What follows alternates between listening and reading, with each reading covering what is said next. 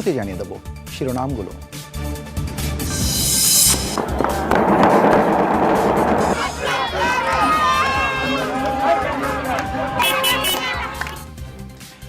যুদ্ধবিরতি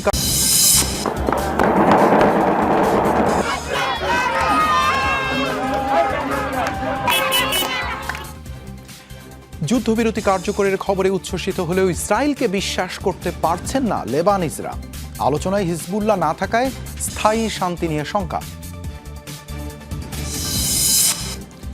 মার্কিন শর্ত মেনে চুক্তি করতে রাজি ইরান, দাবি ট্রাম্পের। সফর করতে পারেন ইসলামাবাদে। যুক্তরাষ্ট্র ও ইসরায়েলের আগ্রাসনের প্রতিবাদ ইরানের ইহুদিদের। বিতর্কিত আসন পুনর্বিন্যাস বিল ঘিরে তোলপাড় ভারতে। গদি টিকিয়ে রাখতে সংবিধান সংশোধন করছেন মোদি, অভিযোগ বিরোধীদের।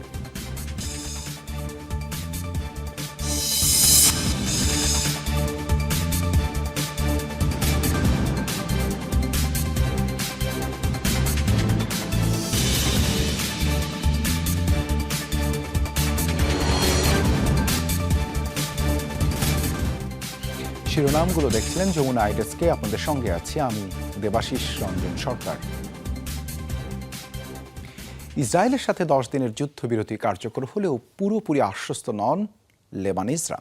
তাদের বক্তব্য, চিরবৈরী প্রতিবেশীকে বিশ্বাস করতে পারছেন না তারা। তারও ওপর শান্তি আলোচনায় ছিলেন না হিজবুল্লাহ প্রতিনিধিদের উপস্থিতি, তাই আবারও যুদ্ধের শঙ্কা তাদের। তবে শঙ্কা থাকলেও সাধারণ মানুষের উল্লাস থেমে নেই। এদিকে ডোনাল্ড ট্রাম্পের মধ্যস্থতায় হওয়া সাময়িক যুদ্ধবিরতিকে স্বাগত জানিয়েছে জাতিসংঘ সহ আন্তর্জাতিক মহল। স্থানীয় সময় রাত তখন 12টা। ইসরায়েলের সাথে কার্যকর হয় লেবাননের 10 দিনের যুদ্ধবিরতি। অন্ধকার উপেক্ষা করেই সড়কে নামেন উল্লসিত লেবানিজরা। 1.5 মাস পর বৈরুতে বন্ধ বুলেট বোমার শব্দ, অলিগলিতে শুধুই হর্ষধ্বনি। আগ্রাসন বন্ধের মুহূর্তটি উদযাপন করা হয় আতশবাজি ফুটিয়ে, শূন্যে গুলি ছুড়েও।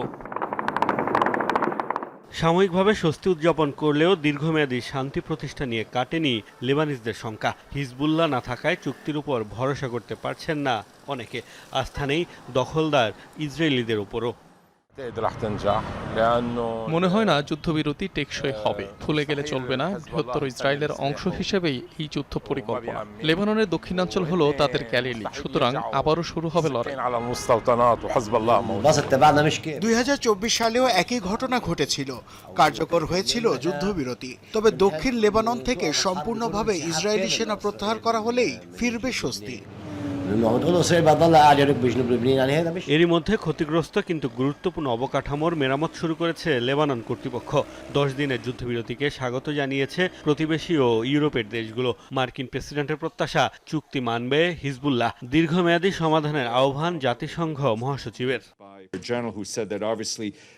মহাসচিব বলেছেন, ইসরায়েল লেবাননের শত্রুতা এবং সীমান্ত দুর্ভোগের অবসান ঘটায় এমন যে কোনো পদক্ষেপকে তিনি স্বাগত জানান। জাতিসংঘ তার রাজনৈতিক এবং শান্তিরক্ষা মিশনের মাধ্যমে শান্তি প্রতিষ্ঠার প্রচেষ্টাগুলোকে সমর্থন জানাতে প্রস্তুত। স্থায়ী যুদ্ধবিরতি বা সংঘাতের দীর্ঘমেয়াদী সমাধানের আহ্বান জানিয়েছেন তিনি।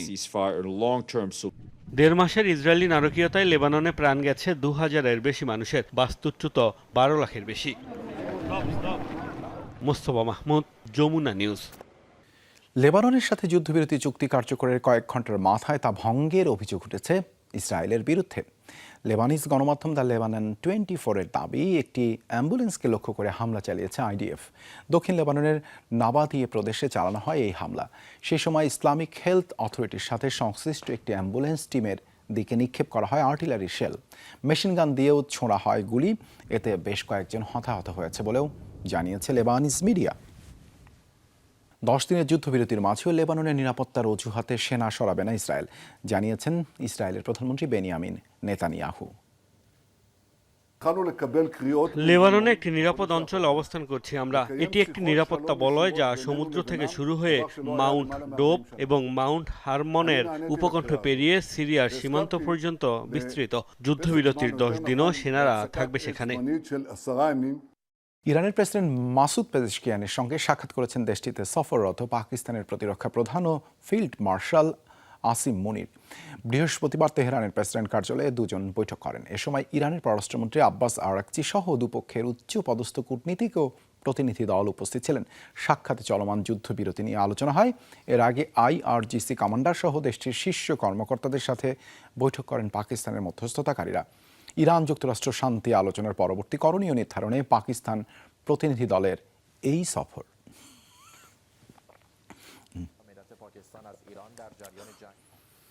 যুক্তরাষ্ট্রের শর্ত মানতে পুরোপুরি রাজি ইরান, এমন দাবি করেছেন মার্কিন প্রেসিডেন্ট ডোনাল্ড ট্রাম্প। এছাড়া দুদেশের মাঝে দ্বিতীয় দফার আলোচনা হতে পারে চলতি সপ্তাহেই। বৃহস্পতিবার সাংবাদিকদের প্রশ্নের জবাবে এই সম্ভাবনার কথা বলেন তিনি। আশা প্রকাশ করেন 21 এপ্রিল শেষ হতে যাওয়া অস্থায়ী যুদ্ধবিরতির মেয়াদ বাড়ানোর আর প্রয়োজন পড়বে না। তার দাবি 2 সপ্তাহের সময়সীমা শেষ হওয়ার আগেই তেহরানের সাথে চুক্তিতে স্বাক্ষর করবে ওয়াশিংটন। মার্কিন প্রেসিডেন্ট জানিয়েছেন যুদ্ধবিরতি চুক্তি সই হলে পাকিস্তান সফর করতে পারেন তিনি।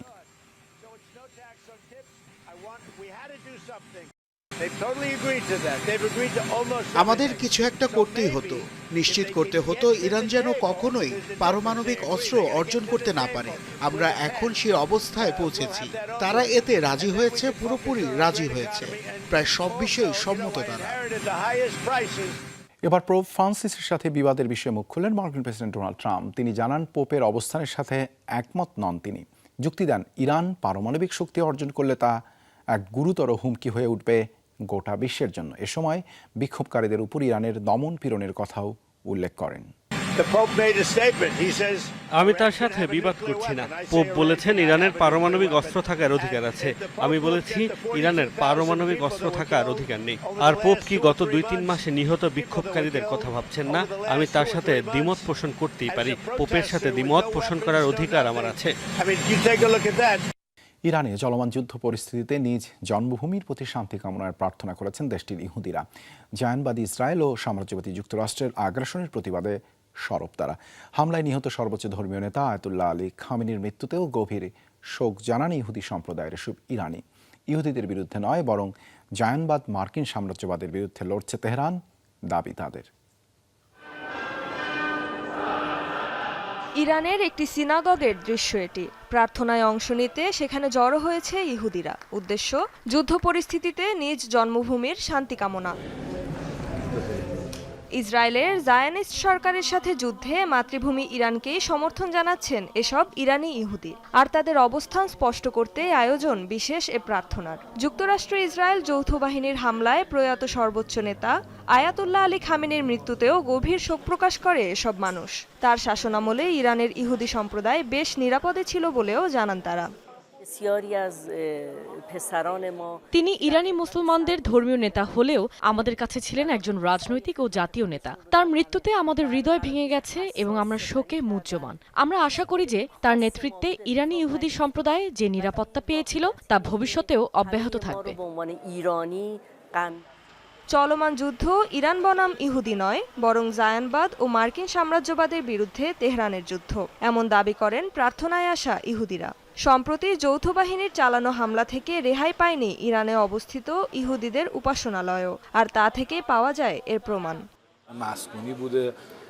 তেহরানে আমাদের একটি সিনাগগে হামলা হয়েছে। এটি একটি আবাসিক এলাকায় অবস্থিত। এটিকে সম্পূর্ণরূপে ধ্বংস করে দেওয়া হয়। এটি জায়নবাদী এবং তাদের গণমাধ্যমের মিথ্যা দাবিগুলোকেও উন্মোচিত করেছে, যারা প্রায়শই নিজেদেরকে বিশ্বজুড়ে ইহুদি জনগণের রক্ষক হিসেবে উপস্থাপন করে। এটি ইরান ও ইহুদি জনগণের মধ্যকার সংঘাত নয়, এটি ইরানের বিরুদ্ধে জায়নবাদ ও মার্কিন সাম্রাজ্যবাদের মধ্যকার সংঘাত। বর্তমানে ইরানে 8 থেকে 10,000 ইহুদির বাস। 1979 সালে ইসলামী বিপ্লবের সময় অনেকে দেশ ছেড়ে গেলেও জন্মভূমি ত্যাগ করেনি তারা। রেজবানা সাইমা, যমুনা নিউজ। তেল বাণিজ্যবাদে বৈশ্বিক ইন্টারনেট সংযোগের জন্য গুরুত্বপূর্ণ হরমুজ প্রণালী। 33 কিলোমিটার সরু এই জলপথের তলদেশে রয়েছে বেশ কয়েকটি সাবমেরিন কেবল। মধ্যপ্রাচ্যের চলমান অস্থিরতার কারণে যা এখন পড়েছে চরম ঝুঁকিতে। পৃথিবীর অন্যতম গুরুত্বপূর্ণ আরেক ডেটা করিডোর লোহিত সাগরে রয়েছে 17টি সাবমেরিন কেবল। এসব কেবল কেটে দিলে কিংবা ক্ষতিগ্রস্ত হলে ইন্টারনেট বিভ্রাট এবং আর্থিক ব্যবস্থা বিপর্যস্ত হওয়ার চরম শঙ্কা রয়েছে। বৈশ্বিক জ্বালানি বাণিজ্যে নজিরবিহীন অস্থিরতার কারণে আলোচনায় হরমুজ প্রণালী। সরু এই জলপথ দিয়েই বিশ্বের 20% তেল এবং 20% এলএনজি পরিবহন হয়, যা যুদ্ধের কারণে এখন প্রায় বন্ধ। অস্থায়ী যুদ্ধবিরতিতে ইরান, যুক্তরাষ্ট্র, ইসরায়েলের হামলা পাল্টা হামলা থামলেও হরমুজে স্থবিরতা কমেনি। দৃশ্যমান জ্বালানি সংকট ছাড়াও হরমুজ প্রণালী গুরুত্বপূর্ণ। এর তলদেশ দিয়ে যাওয়া সাবমেরিন কেবলের কারণে সংশ্লিষ্টদের তথ্যমতে হরমুজের নিচে রয়েছে কমপক্ষে 4টি কেবল, যার মাধ্যমে বিশ্বের মোট ইন্টারনেট ট্রাফিকের উল্লেখযোগ্য একটি অংশ প্রবাহিত হয়। হরমুজের তলদেশে থাকা সব ইন্টারনেট কেবলই রয়েছে ওমানের জলসীমায়, তবে সব কেবল পুরোপুরি ঝুঁকিমুক্ত নয়। সরাসরি হামলায় ক্ষতিগ্রস্ত হওয়ার পাশাপাশি হামলার শিকার কোনো জাহাজের কারণে বিচ্ছিন্ন হতে পারে কেবলগুলো। হরমুজ ছাড়াও যুদ্ধের কারণে লোহিত সাগরের ইন্টারনেট কেবলগুলো রয়েছে মারাত্মক ঝুঁকিতে। এই করিডোরে রয়েছে মোট 17টি কেবল, যা ইউরোপ, এশিয়া ও আফ্রিকার মধ্যে অধিকাংশ ডাটা পরিবহন করে। এর আগে লোহিত সাগরে অবস্থানরত জাহাজে হুতির হামলায় কেবল ক্ষতিগ্রস্ত হওয়ার ঘটনাও ঘটেছে। সাবমেরিন কেবল ক্ষতিগ্রস্ত হওয়ার ঘটনা বিরল নয়। হিসাব বলছে প্রতি বছর নানা কারণে গড়ে 200 বার কেবল ক্ষতিগ্রস্ত হওয়ার ঘটনা ঘটে। ইন্টারনেট সংযোগ নিরবিচ্ছিন্ন রাখতে ক্ষয়ক্ষতির শিকার কেবল তাৎক্ষণিকভাবে মেরামতের জন্য রয়েছে বিশেষ জাহাজের বহর। তবে বর্তমান যুদ্ধ পরিস্থিতির কারণে সব জাহাজের কার্যক্রম পরিচালনা অসম্ভব হয়ে পড়েছে। এমন পরিস্থিতিতে শঙ্কা, লোহিত সাগর ও হরমুজ প্রণালীতে থাকা কেবল বিচ্ছিন্ন হলে কয়েক মাস ইন্টারনেট বিভ্রাট থাকতে পারে। এছাড়া ইন্টারনেট ভিত্তিক বৈশ্বিক আর্থিক ব্যবস্থায়ও বিপর্যয় নামতে পারে। মোস্তফা মাহমুদ, যমুনা নিউজ। বিতর্কিত আসন পুনর্বিন্যাস বিলকে ঘিরে তোলপাড় চলছে ভারতের রাজনীতিতে। সংবিধান সংশোধনের মাধ্যমে দেশটির পার্লামেন্টের আসন সংখ্যায় ব্যাপক রদবদলের উদ্যোগ নিয়েছে বিজেপি সরকার। জনসংখ্যার উপর ভিত্তি করে রাজ্যগুলোতে বাড়ানো হবে লোকসভার আসন। নতুন এই বিল আইনে পরিণত হলে গুরুত্ব হারাবে কম জনসংখ্যার রাজ্যগুলো। এটি বাস্তবায়িত হলে বিজেপি নিয়ন্ত্রিত জনবহুল উত্তর ও উত্তর পূর্বাঞ্চলের রাজ্যগুলোই হয়ে উঠবে সরকার নির্বাচনের প্রধান মাপকাঠি। এমন পরিস্থিতিতে গদি টিকিয়ে রাখতে প্রধানমন্ত্রী নরেন্দ্র মোদীর বিরুদ্ধে সংবিধান পরিবর্তনের অভিযোগ তুলছে বিরোধীরা। ইরান যুদ্ধ ঘিরে যখন জ্বালানি সংকটে পুরো বিশ্ব, তখন তড়িঘড়ি করে বিতর্কিত কয়েকটি আইন পাশের পায়তারা চালাচ্ছে ভারতের বিজেপি সরকার। গেরুয়া শিবিরের ডাকা চলমান বিশেষ অধিবেশনেই তোলা হবে 3টি খসড়া বিল, যা নাড়িয়ে দিতে পারে ভারতের সম্পূর্ণ গণতান্ত্রিক ব্যবস্থা। বিল 3টি হল সংবিধানের 131তম সংশোধনী বিল, ডিলিমিটেশন বিল এবং কেন্দ্রশাসিত অঞ্চল আইনের সংশোধনী বিল।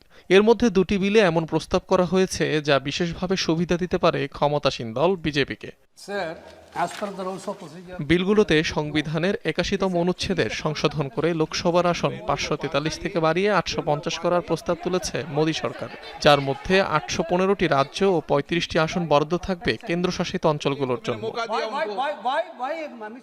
নতুন এসব আসন রাজ্যগুলোর জনসংখ্যার উপর ভিত্তি করে বণ্টন হওয়ার কথা।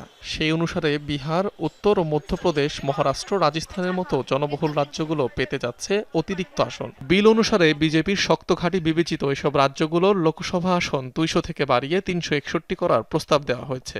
বিপরীতে বিজেপির জন্য দুর্বল বিবেচিত রাজ্য তামিলনাড়ু, কেরালা, কর্ণাটক, অন্ধ্রপ্রদেশ ও তেলেঙ্গানার মোট সিট 130 থেকে বাড়িয়ে করা হবে 166টি। কিন্তু লোকসভার মোট আসন বিবেচনা করলে পার্লামেন্টে 4% মতো কমে যাবে এসব রাজ্যের প্রতিনিধিত্ব। এই বিল তামিলনাড়ু ও দক্ষিণাঞ্চলের প্রতি এক বিশাল ঐতিহাসিক অবিচার। এর ফলে দক্ষিণাঞ্চলীয় রাজ্যগুলোর ন্যায্য প্রতিনিধিত্ব প্রভাবিত হবে। কেন্দ্র এগোতে থাকলে তামিলনাড়ু চুপ থাকবে না, আন্দোলন করব। অবশ্য যে জনসংখ্যার উপর ভিত্তি করে নির্ধারণ করা হবে এই আসন বণ্টন, সেটি সর্বশেষ আদমশুমারি অর্থাৎ 2011 সালে। 2029 সালের লোকসভা ভোটের আগেভাগেই তা করতে চায় বিজেপি সরকার। বিল অনুযায়ী ভারতের লোকসভা ও সব রাজ্যের বিধানসভার 33% আসন নারীদের জন্য সংরক্ষণ করার কথা।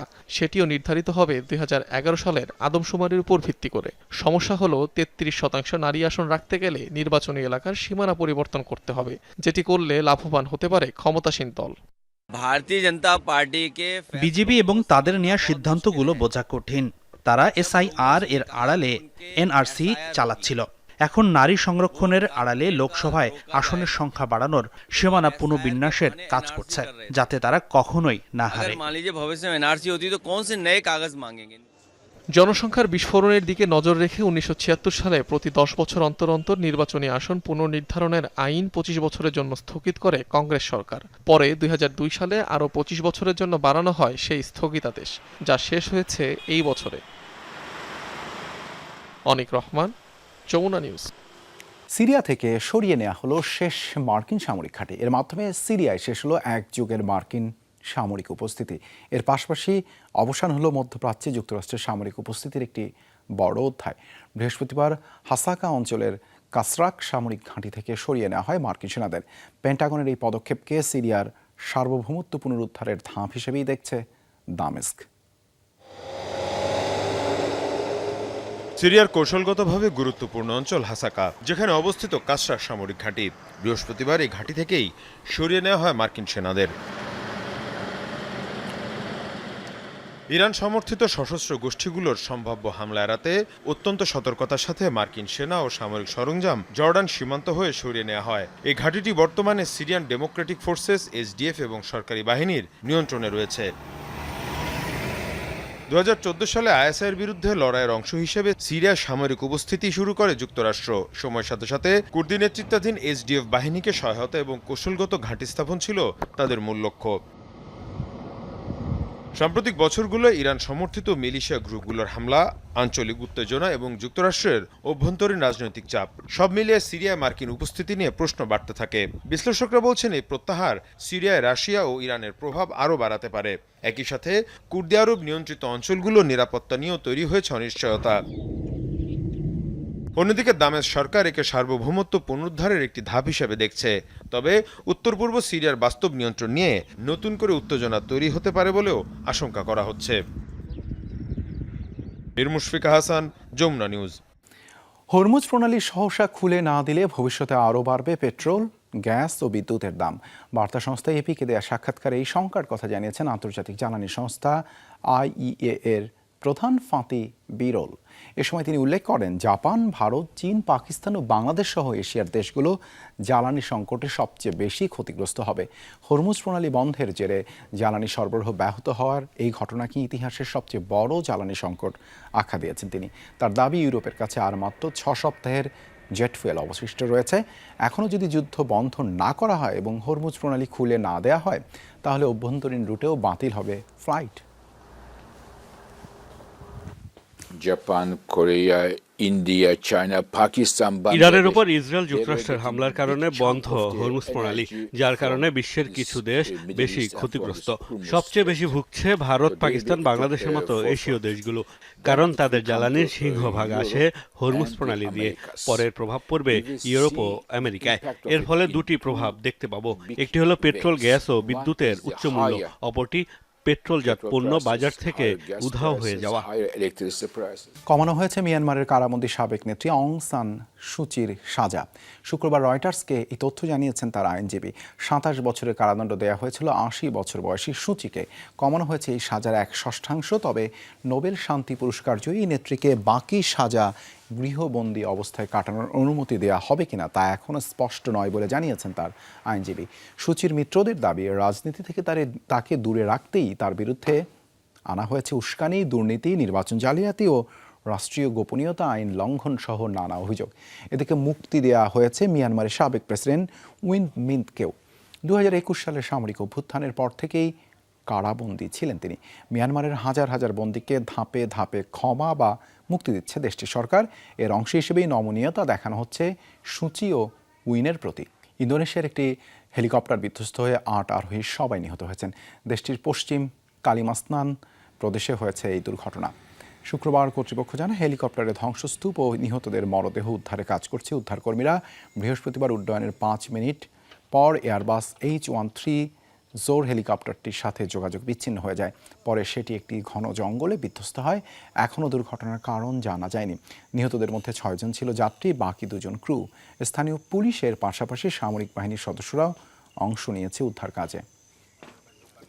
চিলির মধ্য উপকূলের জলাধারে রহস্যময়ভাবে মরে ভেসে উঠেছে বিপুল সংখ্যক মাছ। এলাকাটির স্থানীয় বাসিন্দাদের নজরে এলে ঘটনাটির রহস্য উদ্ঘাটনের তদন্তে নামে কর্তৃপক্ষ। গণমাধ্যমের তথ্যের বরাতে জানা যায়, গেল ১ এপ্রিল থেকে ভালপ্যারাইসো নামের উপকূলীয় অঞ্চলটির জাপাল আর লেগুনে ভেসে উঠেছে এসব মৃত মাছ, যাদের মধ্যে রয়েছে কার্প ও সিলভারসাইড প্রজাতির মাছও। তদন্তকারী বন্যপ্রাণী সংস্থা জানায়, পানিতে অক্সিজেনের মাত্রা বিপজ্জনক হারে কমে যাওয়ার কারণেই ঘটছে এমন ঘটনা। এরই মাঝে স্থানীয় কর্তৃপক্ষের সাথে যোগ দিয়ে পানি থেকে মৃত মাছ অপসারণ ও আরও গভীরভাবে ঘটনাটি তদন্তের কাজ শুরু করেছে অঞ্চলটিতে নিয়োজিত নৌবাহিনী। দর্শক, যমুনা আই ডেস্ক আজ এ পর্যন্তই। এতক্ষণ সাথে থাকার জন্য ধন্যবাদ সবাইকে।